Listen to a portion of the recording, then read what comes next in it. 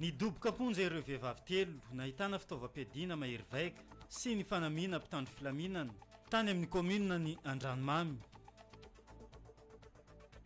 Miaramila iray ny maty ary zandary mpianatra raha iray voatifitra teo amin'ny tongony noho ny fifandirana nisy tamin'ny rotonta. Nitondra ny fanazavana makasika ny zavamisy, ny lehibe ny komandiny zandarmerie-pirenena atao anatin'ny faritany Mahajanga sy ny komandiny miaramila atao anatin'ny faritany faefatra eto Mahajanga. Nametrahana connexion wifi ny lycée technique eto Mahajanga, efa azo ampiasaina izany rehetra izany ankehitriny. Andro maneran-tany tsy fifohana sigara ary tsy finanana paraky anio fa raiky amin'ny 30 volana May. Ireo no santinam-baovao raha antsika amin'ity anio ity.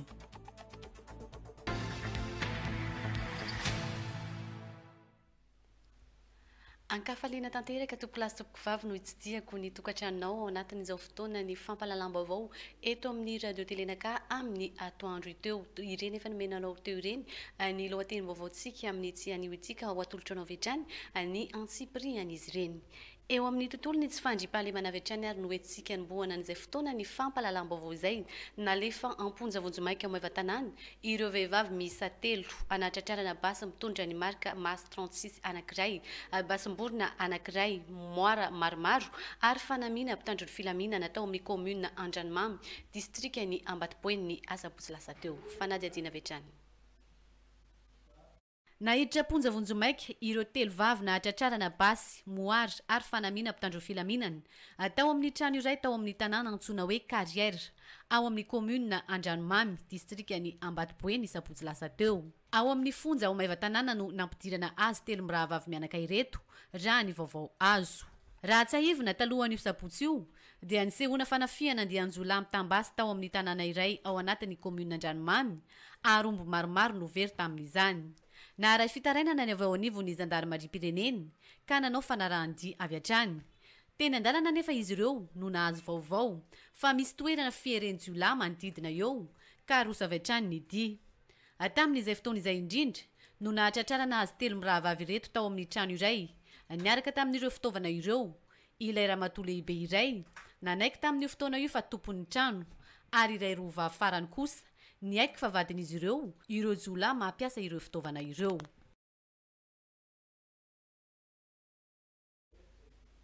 Vaovao venenivo ny tafika malagasy sy ny zandarmarie-pirenena kosa indray dia miaramila iray no maty ary zandary iray kosa tapaka tongotra noho ny tifitra nahazo azy. Ireo no vokatry ny zavatra niseho tao amin'ny commune Ankandreo, district ao amin'ny commune Ankandreo ao anatin'ny faritry Besboka ny asabotsy teo. Manoloana izay indrindra raha dia nisy ny fampiantsoana mpanao gazety izay nataon'ireo tompon'andraikitra ireo ato anatin'ny faritany ny Mahajanga tamin'ny andro ny omaly teny amin'ny camp ny miaramila teny Androva. Fanadihadiana. Miaramila iray no maty ary zandary iray kosa voatifitra teo amin'ny tongony. Io ny vokatry ny fifandirana nisy teo amin'ireo mpitandro filaminana ireo atao amin'ny commune Kandreo, district ny Kandreo ao anatin'ny faritry Besboka ny herinandro lasa teo. Mitantara ny zava-nisy marina ny commandant Sergienne eto amin'ny faritany ny Mahajanga, ny colonel Bout Lucien Maurice. Dia tamin'ny asabotsy fa 4 ny volana May 2024 dia nisy fifampitifirana zandary sy miaramila tao Kandreo. Ny antony ny fantatra treto nisy fanadihadiana natao tao brigade Kandreo mikasika omby sy mazava taratasy. Dia nisy olona anankiray voatazona tamin'izany fanadihadiana izany. Dia tamin'io asabotsy io tokony tamin'ny 12 sasany dia nisy miaramila 2 zay manao dasy any amin'ny faritra Kandreo tonga nangataka hitondra n'le olona voatazona tao amin'ny brigade. Dia ny zandary tsy nanome fa hoe olanaovana famotorana io fa hoentina makany amin'ny fitsarana ny Maivatanana. Dia zay zany nanomboan'le sy fakazahoana. Sy fakazahoana entre zandary sy miaramila zay nitarika fifamaliana ambava tamin'ny voalohany. Dia ny angaviana ny voaka ny brigade le miaramila dia mbola nifanarakaraka ny alan'ny brigady rehefa tonga tany ambanimbany tany araky ny tatitra voaray dia nitifitra le miaramila dia voa tamin'ny feny ny zandary anankiray, zandary mbola mpianatra raha, zandary stagiaire dia tapaka ny feny. dia namaly koa le avy andaniny le namany le gendarme naratra dia navoandray an'le miaramila mbola samy nentina tany amin'ny hôpitaly izy ireo fa rehefa tonga tany sy tratrany ain'le miaramila zay ny zava-nisy fantatra atreto. Nandray an-tanana ny fikarakarana ny razana ireo mpitandro ny filaminana ireo raha nambarany ajeneraly Andrianantenana Johnson ka manao antsoavo an'ny mponina ny antoerana ity lehibe ny tafika malagasy eto amin'ny faritany ny Mahajanga ity. Ka dia ny zava-misy ankehitriny dia miroso amin'ny fanadiadiana zany isika izao araky ny voalazan'ny commande surgène teo. Miroso ny fanadiadiantsika ary tsy maintsy afatarana ny zava-misy marina niseho tamin'iny fotoana iny. Efa aveo dia anjaran'ny fitsarana no mitsara ny zavatra nisy dia mamoaka ny didy arak'izay. Zay zany ny antsoavo koa tokony atao ho an'ny mponina any faritsika andreo iny ho an'ny miaramila manao ny dasy ary koa ho an'ny zandary rehetra zany ny mpitandro filaminana dia miantso am'izay fitoniana zay ny tenako satria raha ny herisetra sy ny zavatra ohatran'ireny dia araka le lazaiko teo hoe sady maharary no mamenatra amin'ny fisehon'izay zavatra zay. Efa eo am-pelatana ny fitsarana kosa ny raharaha amin'izao fotoana izao ka anjaran'izy ireo no manapa-kevitra farany. Eo amin'ny tontolo ny fampianarana kosa indray dia ny vahiny tao amin'ny radio Antsiva tao an-drenivohitra tao ny ministry ny fanabeazam-pirenena Paul Rabary nitondra fanazavana indrindra mahakasika ny fitakiana ataon'ireo mpampianatra amin'izao fotoana izao. Mandidina ny 300 sekoly amin'ireo sekoly miisa 3 alina misy eto Madagasikara no voakasika ny fitokonana ataon'ireo andiana mpampianatra amin'izao fotoana izao raha nambarany ministry ny fanabeazam-pirenena Andriamatoa Paul Rabary tao amin'ny onjam-peo iray ao an-drenivohitra dia ny radio Antsiva izany. Nandritra izay afivanianana izay dia mitondra fanazavana misimisy kokoa mahakasika ny fitakian'ireo mpampianatra ireo ny tenany. Nareo syndicaliste grevy dia iarahako manana satria mitombona inona fangatahany ny fangatahany dia ny hoe ampiakarina ny karaman'ny mpampianatra izy atoko moa tsy mahalana fa eto Madagasikara hatramina repoblika voalohany faharoa fahatelo dia anisan'ny karama farany ambany ny karaman'ny mpampianatra. Izay ve fangatahana iarahana marary iraisana no larona resaka hafa satria iza ministra ny fanabeazam-pirenena sy ministra teo alohako sy ministra rapitsirafakapitso ao arinako ministra na gouvernemanta mananatanteraka ny atao hoe loi des finances. Zany hoe ny zavatra rehetra ny vola rehetra hatramin'ny ariary mivoaka ao amin'ny ministera dia tsy ny sitrapoko ny mandidy azy fa lalàna mifehan'ny gouvernemanta ray manontolo ary ao anatina gouvernemanta ministera amin'ny fanabeazam-pirenena lalàna mametra ny karama. Ka ministra fahatelo amby roapolo ao ministera fanabeazam-pirenena ny tenako raha pitso isy ministra faefatra amby roapolo fa dia amby roapolo fenina amby roapolo tsy maintsy manatanteraka ny lalàna mifehan'ny teti-bola mpanjakana. Raha te-hampiakatra karama ny tenako satria resy lahatra fa tokony ampiakarana dia lalana raisy tokana ihany no afaka ataoko. Mangataka amin'ireo député any Madagasikara satria eo amin'ny lalàna izy ny mandany lalàna no matsy ny teny hoe 13 May etsy ny 13 May etsy ny député any Madagasikara. Mangataka amin'ny député any Madagasikara ny tenako ampiakaro ny vola ty amin'ny ministera ampiakaro 100 isanjato 200 isanjato fa afaka mandoa an'izay fangatahana izay. Zay ihany ny lalana afaka ka nareo syndicaliste nareo mpitokona nareo mpitolona nareo mpogrevy izay a manana eritreritra an'izany a de diso lalana na mody diso lalana na diso varavarana na mody diso varavarana fa tsy aty amin'ny ministera nye fampangatahana ny fampiakarana an'izany satria ny ministera araka ny resahako teo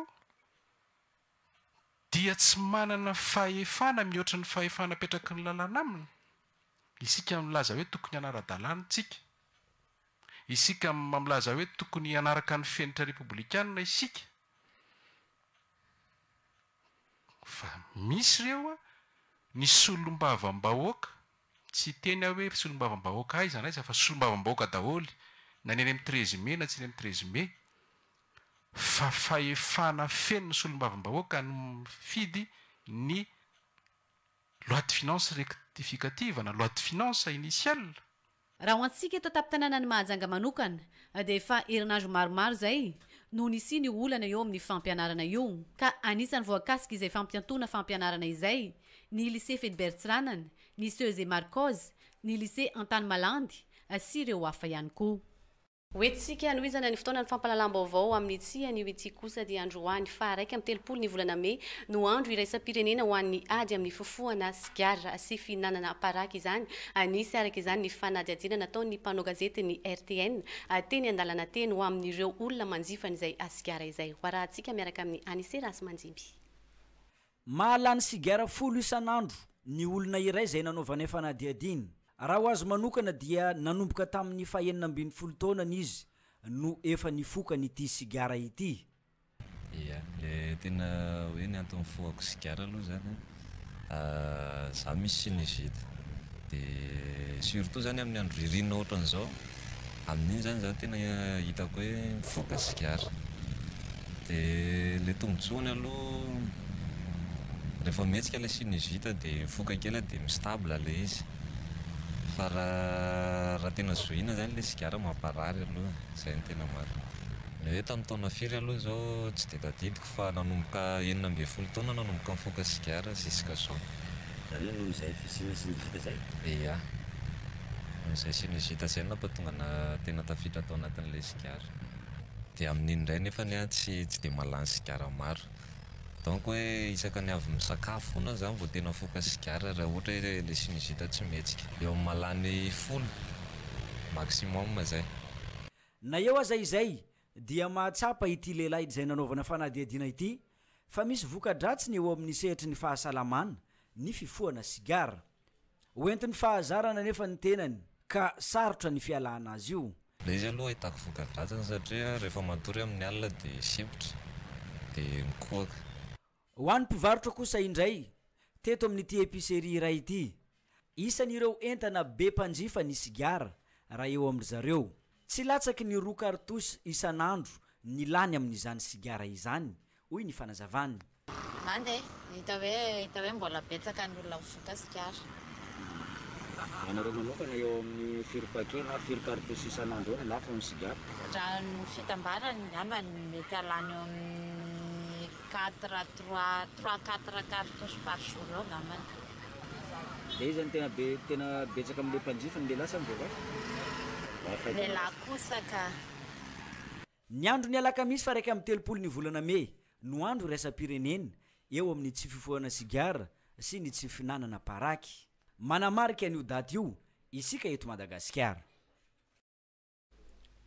mbola vaovao mifandraiky amin'izay hatrany amin'izay andro iraisam-pirenena ho an'ny ady atao amin'ny tsy fifohana sigara sy tsy finanana paraky izay fa misy ihany koa ny fanambarana sy ny fanazavana no entin'ny ministry ny fahasalamam-bahoaka ho arahantsika avy hatrany isan-taona tokoa mantsy dia ny raika amin'ny 30 ny volana Mei no andro nosafidian'ny fikamban'ny iraisam-pirenena momba ny fahasalamana na no OMS izany ankalazana an'io andro io maneran-tany dia eo amin'ny 9 tapitrisa mahery eo ny olona maty ny sigara ary enetsy no maty amin'ireo izay tsy mifoka mihevoka ny fofon'le sigara fotsiny zany na le setroka ny sigara miazo lazainy hoe mihevoka tsy nazy zany dia maty koa zany ny sigara sy ny paraky dia pozina ho an'ny fahasalamana no ireo singa ao anatin'ny setroka aterany raha tsy tanisa fa tsy ny mercure arsenic, polonium 210, monoxyde de carbone, goudron, mahery any 4 arivo any nisy ampozina ao anatin'ny sigara anankiray.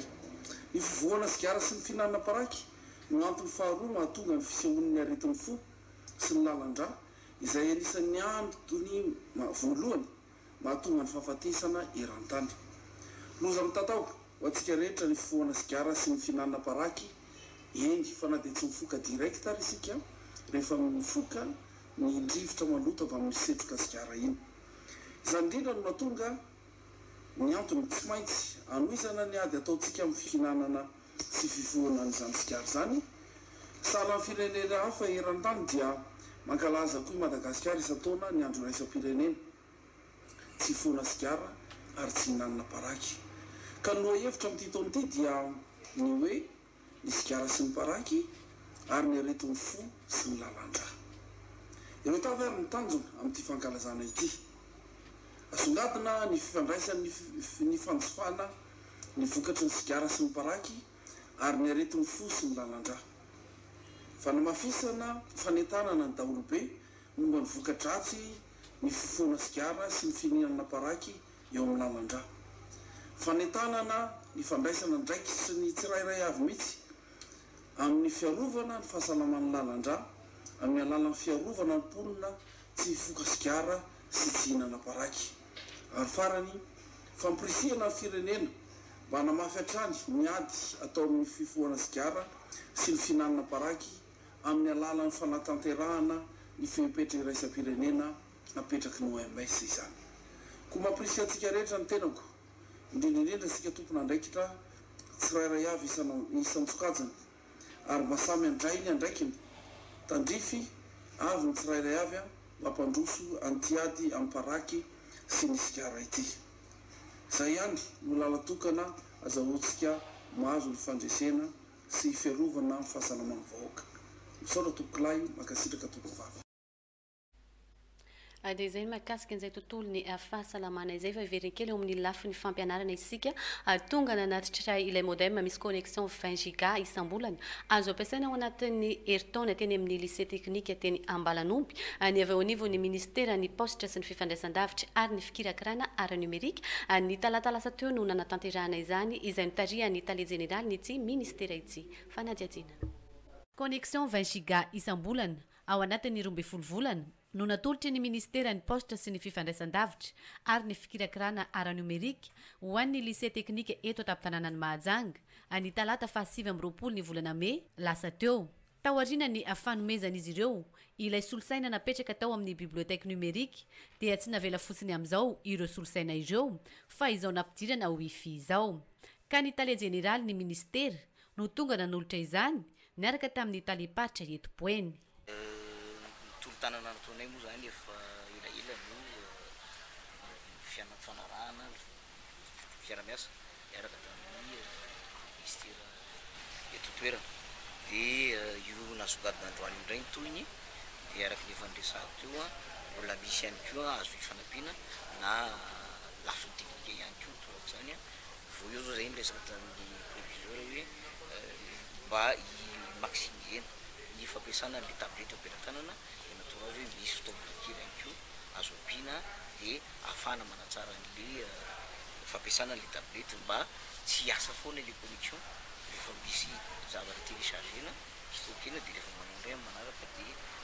zay ny amin'ny natao amin'ny lycée technique aza no atoerana nalorana izany dia tsy voatery ho an'ireo mpianatra ao ihany no afaka ampiasa azy ity. Mazava ho azy ny mpianatra sy ny mpianatra ary ny mpandarana izay mono natao mba tanjona hoe ampiakarana ny kalitao-pampianarana ato amin'ny lycée technique ho an'ny tanora eto Mahajanga satria efa nisy ny lamina mpandaram-potoana izay natao amin'izany sorana petsaka ireo mpanome mbola mamerina ny sorana amin'izay fiaraha-miasa matika dia matitra arahan'asa zao.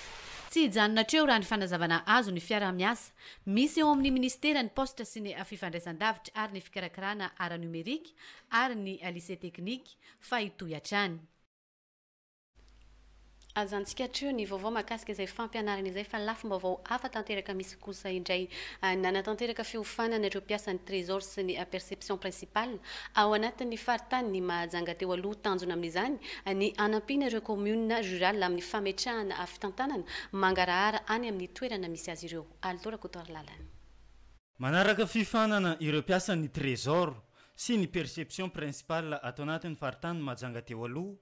mba anampy ireo commune rural rehetra eo amin'ny fametrahana fitantanana mangarahara any amin'ny toerana misy azy avy tao amin'ny hôtel Cocologe Mahajanga no nanaovana io fifanana io hatramin'ny alatsinainy fa 27 ny volana May teo. Zahay avy eo amin'ny direction de la comptabilité publique na TCP dia ny zavatra ataonay ato dia manofana olona avy any amin'ireo perception principale sy trésorerie générale eto amin'ny province ny Mahajanga mba ho tantsoroka na ho personne d'appui zany personne ressource moa ny antsonay anazy hanampy ny commune rurale deuxième catégorie amin'ny fametrahana fitantanana tsara fitantanana mangarahara. Ny tanjona tratrarinay amin'izao dia hoe fafana mamisy olona i-accompagner na ho tantsoroka zany ho an'ireo commune rurale ireo mba eo amin'ny fanatanterana andreo lalàna vaovao no farany momba ny fitantanana ety amin'ny vondrom-bahoaka paritra dia ny loi 2014-020 zany sy ny décret 2015-959 mpiasan'ny trésor reo olona ireo miasa any amin'ny perception principale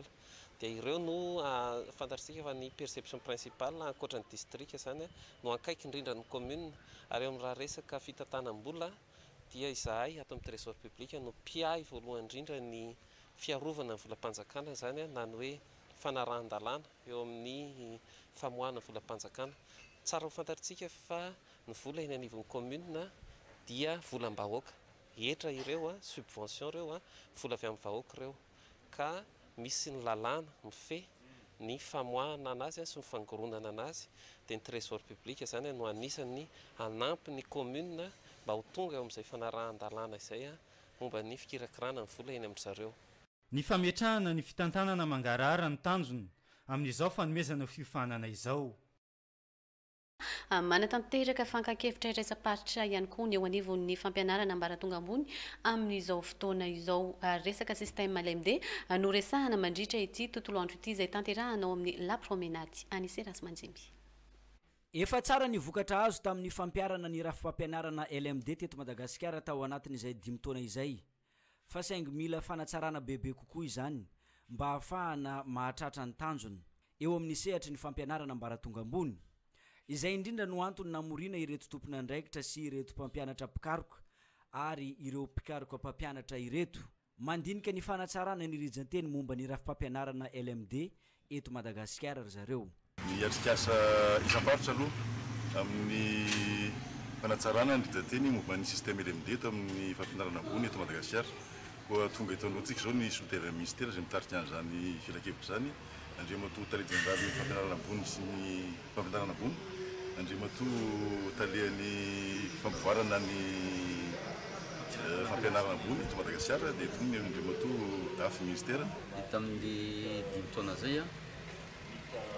nisy mandeha tsara fa teny nahitana ihany koa misy ny lesoka madinidinika dia izay mihitsy zany nanaovantsika zao atrikasa zao mba ahafahantsika manarina ahafahantsika manavao andreo rizanteny mifeny rafitra LMD ary zay no namorina reo olona nivorina reo zao dia le olona tena tompona andraikitra zany hoe ny chef de parcours ny chef de mention ny président ny doyen ny faculté ny directeur ny école doctorale zany hoe le olona le tompona andraikitra izay miaina isanandro zany système LMD zany ary zay nahalala zany hoe reto misy indrokely mila renina karaha sy arrêté maromaro moa zany no texte no rizanteny zany no mifeny système LMD dia amreo zany no jerena hoe mila amboarina via le texte mila esorina via mila anampina dia arakaraka le fahatsapana zareo azy zany ireo responsable le voreo no ahafahantsika zany manamboatra an'izay manavao zany le rizanteny zay. Tamin'ny taona 2024 no namolavolana ny rafim-pampianarana LMD ny taona 14 no nanomboka nivoaka ny rijanteny tamin'ny taona 13 sy 14 vao tena nifantoka tanteraka tamin'ny rafitra isika teto Madagasikara. Amin'izao fotoana izao efa tsy misy intsony ny anjerimanontolo miaina ny rafitra teo aloha. Marina fa ny teto Mahajanga no nanomboana ny tifankakevitra isam-paritra ho an'ny fanatsarana ny rijanteny eo amin'ny rafim-fampianarana LMD ity. Dia betsaka ny artikla zay tsara amboarina eo ihany koa amin'izao fotoana izao fantatsika fa ny momban'ny master ohatra dia mbola arrêté ary fantatsika tsara fa rehefa manao fanadinana mpanjakana ny any amin'ny ministère hafany dia nandray mbola hoe le maîtrise reny foana no tadiavina tsy hoe foana fa mbola maîtrise ny tadiavina na ohatran'izany zany kanefa ny diplôme master efa misy araka volazany tale général teo hoe efa roa taona lasa iny efa misy amoka diplôme master dia zany fipetraka le rijanteny zany hoe misy ve mbola tazomina arrêté sa fa vadika décret amin'izay zany rehetra zany mijerena tsara mba matoirana ny fampianarana sy efa vonina ao amin'izany mihitsy ny mpampianatra ary vonina azy ho an'izany koa mpamatsy vola moa zany nanisany hoe nanampy amin'ny fanatanterahana zao fanavoazana. Eto amin'ny restaurant La Promenade no anaovana ny fakakevitra ny tontolo andro ny alakamisy fa 1 ny volana May. Ny tapany maraina nandiniana ny licence sy master ary ny tolakandro ijerena manokana ny momba ny doctorat. Aoriany eto Mahajanga dia itety faritany 10 hafa ny ministera. Vita zay vao miditra amin'ny fikonan-do nasionaly ireto tompon'andraikitra ireto. Ireo fankakevitra ireo indray avy eo no entina eo anatrehan'ny fanjakana izay mijoro eo. Vita zay rehetra izay vao avoaka ny rijanteny vaovao mikasika ny fanatsarana ny rafim-fampianarana LMD eto Madagasikara. Ity ray mpianakaviana zay hoarahantsika ao anatin'ny fanadihadiana kosa dia mila fanampiana amin'ireo malala-tanana noho ny afandidiana zay tsy maintsy atao azy maika ao anatin'ny atendvolana antony mahatonga izao fatapahana ao amin'ny tongony izao moa ny loza-pifamoivoizana zay nanjoany ity ray mpianakaviana ity Aldora Kotorlala. Mila fandidiana maika atao anatin'ny telovolana i Dalson noho ny loza-pifamoivoizana nahazo azy teo aloha nasiana vy ao anatin'ny tongony ankehitriny nefa dia tokony hoe sorina io vy io ny hoentimanana eo am-pelantanany nefa efa tsy mahampy intsony ka mila tolo-tanana ary mangataka fanampiana amin'ireo rehetra izay malala tanana ny tenany. Accident tamin'ny Belbaka tamin'ny 21 février 2017 dia tapaka tongotrako dia nitsabona zao. Nitsabona tamin'ny otra ndraiky zao aloha tanatin'ny efa bolana dia tsy nahitana fanafany dia nandeha nanantona dokotera dia dokotera niteny hoe tsy maintsy opérena anao dia tsy maintsy asiana vy fa raha tsy zany tsy mety satria anareo tamin'ny voalohany raha nandeha tamin'ny dokotera dia tonga dia zay natao fa tsy nanao raha hafa anareo zany. Dia za zany mba mangataka amintsika vahoaka ny Mahajanga satria za zany efa niavako zany fa nanao fitsabonana anakay taloha fa noho ny le hoe io monko na dia sahirana anao manampy izy fa efa misy tsy vitany zany dia tsy maintsy mba ilako tolo-tanana antsika vahoaka ny Mahajanga zany aminakay zany fa za zany sahirana mafy mihitsy tsy hitako mihitsy raha raisiko hoe modikodina mihitsy za eo tena tsy mahatombona. Mbola marary ve izy io sa? Izy eo aloha tena mbola misy marary dia ny dokotera fa niteny taminakay hoe afaka 3 mois nanambarany mididy ka zany nandehanako ilako vonjy zany hoe mandritra ny 3 mois zay ay indray ny atako vola dia izy indray anampy anakay dia zany zany nahatonga anakay mba hangataka tolo-tanana. Afaka miantso amin'ny laharana an-tarby izay mipetaka eo ambany fahitalavitra eo rehetra izay afaka manampy an'i Dalson. I Dalson izay mipetraka any amin'ny fokotany ny Amborovy. Eo amin'ny tontolo ny fanatanjahantena kosa indray dia nahazo vokatra tsara isika eto Mahajanga eo amin'ny taranja boxe savate française izany nahazo medaly sy amboarana nandritra ny fiadiana ny amboarany Madagasikara. Anise Rasmanjivy hatrany. Isika teto amin'ny liginy Boeny no nahazo voalohany eo amin'ny taranja Ayady boxe savate française nandritra ny fifaninanana izay natao ho fiadiana ny tompon-daka ny Madagasikara teo amin'izany taranja izany. Isika eto amin'ny ty liginy Boeny ity noho izany no nahazo ny vokatra tsara indrindra nandritra ny fifaninanana izay natao araky ny fanazavany ligue ny boxe savate française etoboeny. Ny savate boxe française izay nentin'ny ligue nandeha tany amin'ny renivohitry Gasikara dia nandeha ny ankizy 5 ny ankizy nentina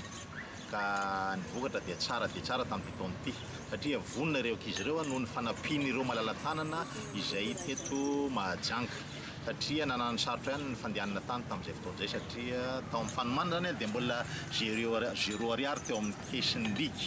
ka rehefa nanantona andreo malalatanana zany dia nanampy ireo malalatanana mba nafana namonjy ny frais sy ny karazany ka tonga tany renivohitra dia vonona tanteraka izy ireo ka nitondra an'izao vokatra tsara dia tsara izao dia folo moa ny isan'ny champion de Madagascar azotsika ary 3 ny vice champion dia anankiroa no teo amin'ny quart de finale niraraka médaille de bronze zany izay zany ny vokatra tsara azotsika teto boeny tamin'ity taona ity. Raha mitambo ligue hafa tompo manao ny fahitanao ny avy teknika ny ekipa tsika eto Mahajanga. Raha miamin'ireo ligue enina izay niatrika ny champion de Madagascar dia anisan'ny vonona tanteraka hoa ireo tanora ireo satria fifanananana moa zany natao tany dia isika zany no anisan'ny voalohany satria ohatra zao ny Analamanga 570 no nandray anjara nefa ny médaille azony dia 20 monja le tsika nefa 520 médaille azotsika 320 izay no nahazoantsika ny larina voalohany satria ny akamaroany zany ary ny fédération nary dia fanalaza mihitsy hoe hoentinareo any boeny daholo ny médaille dia teo moa zany ny sangisangy le izy fifaninanana hoa io ka zay resy tsy akoraina ary zay maresy tsy obiny zany nataonay izy. Ny fandaharam-potoana manaraka zany dia amin'ny volana jona izao manomboka amin'ny faha 7 ny volana jona dia anao ny championnat de l'Océan Indien any Maurice ny tanora fa izay nefa mbola misy condition satria tsy maintsy hiditra regroupement ao amin'ny équipe nationale zany ireo tanora ireo dia zay hitan'ny fédération fa tsara no entina hiatrika an'izay lalao izay. Tsy janona eo hatrany nefa niezaka izay ataony eo anivon'ny ligue ny boxe savate française eto Mahajanga. Iezaka izy ireo anatsara bebe kokoa ny vokatra azo amin'ity taranja iray ity fa tsy ionona fotsiny amin'izao vokatra misy eo am-pelatanana izao. Ho an'ny vaovao nasional kosa indray dia tanterahana androany dinika fifanarahana politika eo amin'ireo antoko politika rehetra izay voakasika ny disatisa politika misy amin'izao fotoana izao ny CFM ny FFKM no hitantana sy hitarika ity adinika ity ho ilirany menjanary. Androany lakamisy fa 1 ny volana May 2024 no tanterahana ny dinika fampiavanana politika ho an'ireo antoko politika rehetra izay voakasika amin'ny disatisa politika misy eto Madagasikara. Ny komity ny fampiavanana malagasy sy ny FFKM no hitarika ny fampidiniana androany. Apitso alakamisy 1 May no hatao ny dinika atampony mba hahafahana manao ny fanarahana ara-politika hivoahan'ny firenena amin'izao crise misy teto amin'ny firenena zao. Natao koa izy io araka ny didy izay navoaka ny fitsarana avy milalam-pandroenana izay milaza ao amin'ny 7 fa misy ny fanarahana ara-politika ary io fanarahana politika io dia mihatra ny article rehetra ao anatin'io décision ny ACC io raha toa ka tsy mifanaraka ny mpanao politika. Ary ao amin'ny article fahatelo dia milaza fa 7 andro aorian'ny voany ny didiny ACC iny no tsy maintsy tendrena ny prime ministre fifanarahana na premier ministre de consensus. Ndika zay fa misy fetrandro tsy maintsy tanterahina tsy maintsy arahina zay nahatonga ny CFM araka ny lalàna mifehin'ny CFM sy araka io didina voaka ny ACC io no ampiantso an'ireo hery politika misy eto amin'ny firenena raha mpitso tsara ny manamarika fa ny fanasana zany dia fa natao ary tonga ny ampelantanany zareo tsirairay aby. Ny famahana ny olana misy eto amin'ny tany sy ny fanjakana no antony fampidinihana eo amin'ny mpanao politika ireto. Mbola izany eo amin'izay tontolo politika izay ihany tsika nametraka fangataham-panazavana nareo kety teny amin'ny fitsarana avy momba ny lalam-panorenana na ny ACC ny filoham-pirenena hery Rajaonarmampianina Omany mikasika indrindra ny didina avoaka ny ACC ny herinandro lasa teo raha ny hita dia ny mpisolo vava azy no ny solotena itsy filoham-pirenena itsy tamin'izany. Hoilirany mezanaratra. Misy zavatra manjavozavo ny ao anatin'ny ireo didina avoaka ny fitsarana avo momba lalam-panorenana ka ilana fanazavana. Izany no antony nametrahany filoham-pirenena malagasy ny requête na ny fangataham-panazavana atamin'ny fitsarana avo momba ny lalam-panorenana. Tafiditra ao anatin'izany ny fepitona nomena hanatanterahana ny voalaza ny didy navoaka. Eo ihany koa ny fahefan'ny filoham-pirenena amin'ny fanatanterahana ny fanapahan-kevitra. Aka fantatsika moa zany dia fa nahazo fampahafantarana ilay didina avoaka ny ACC i monsieur le président de la République. Zavatra hita nefany sy tsapa dia iny didiny no ahafahany firenena ivoaka amin'ny tsy iverina amin'ny krizy intsony. Zavatra fantatra nefany dia misy zavatra ohatrany manjavozavo tsy mazava ny didy ka noho izany zany dia zay no antony iverenanay eto amin'ny ACC. Ho anankiroa ngamany zay zany tonga dia lazainay mikasika ny délai sy mikasika ny fahefan'ny filoha zay tereniny ACC andika an'le article voalazan'ny constitution. Rehefa nahazo an'le didy zay dia samy mare ngamitsika fa teraka interprétation samihafa araka ny firenena politika le izy satria misy tsy mazava zay ny atondiana eto zany ka tsara raha zareo namoaka didy ny haute cour constitutionnelle zany no manazava kokoa satria misy zavatra